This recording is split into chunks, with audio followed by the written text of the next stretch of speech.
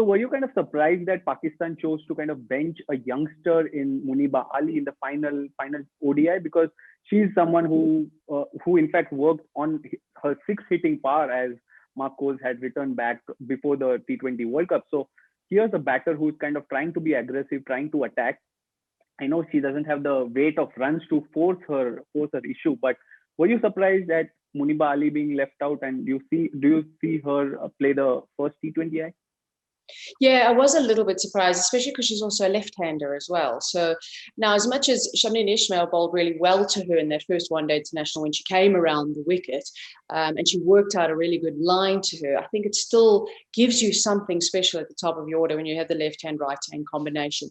And especially in T20s, because you don't have a lot of time as a bowler to settle down. So I would like to see if they can use a left-hand, right-hand combination. I think that's something that could unsettle South Africa's opening bowlers in a T20 international, and that's what you have to do to get South Africa on the back foot. If you're going to do well against South Africa, you need to unsettle the opening pair of Marizanne Kapp and Ismail. Now, that's not exactly the easiest thing to do, of course. I mean, it's pretty easy to get Ismail angry, I think, because she's a really fiery character, and she's generally always attacking the batters, and I love the way she plays her cricket.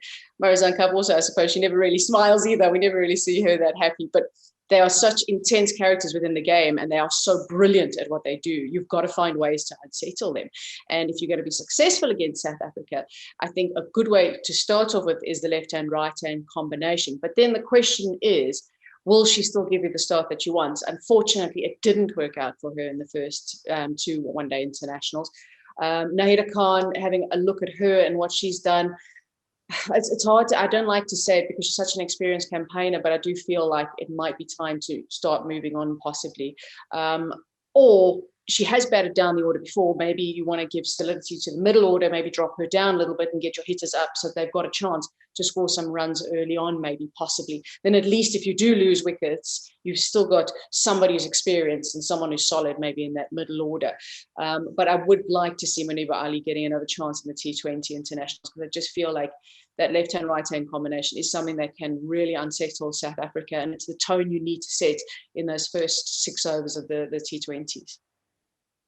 Right. And Savera, this is where you can kind of add value to this conversation, because we always weigh whether and discuss whether a player should be or not be in 11 in a squad based on the runs. But what is it up that Muniba Ali brings to the table? Yes, she's a left-hander. Yes, she's a youngster. But these two can't be the only criteria to kind of get in the 11. So what does she have, or what is it that the selectors and those in charge have seen in her, and also do you think that she'll kind of start the first T20I? First, the team management need to assess whether she's still confident, because whatever happened in the first and second ODI, they need to check whether she's still confident to face South African bowlers, and because she would come in and she'd open, like she would be the one who would come and face the fresh ball.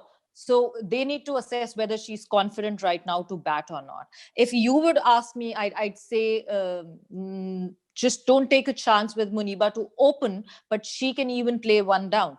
So opening with Javeria and Aisha Zafar would be a very, very good combination, that because we have seen Pakistan struggling with the opening combination, not with the opening combination, but with the openers during their ODI series. So Javeria and Aisha Zafar opening would be a better thing that I would look forward to. And then Muniba coming on the third, and Umema on the fourth, then Nida, and then this 11 goes on. So I believe this would be a better place, but dropping Muniba from T20 would not be a good idea, because this was the reason Muniba came into the team initially, because Muniba, when she played the under-18 tournament and she struck a brilliant century there, a very quick century, that was the time when she was picked for the national team. So she has all the capability to do that, and I believe she can just gain her confidence back. The team management should work on that, because obviously she's still a young girl.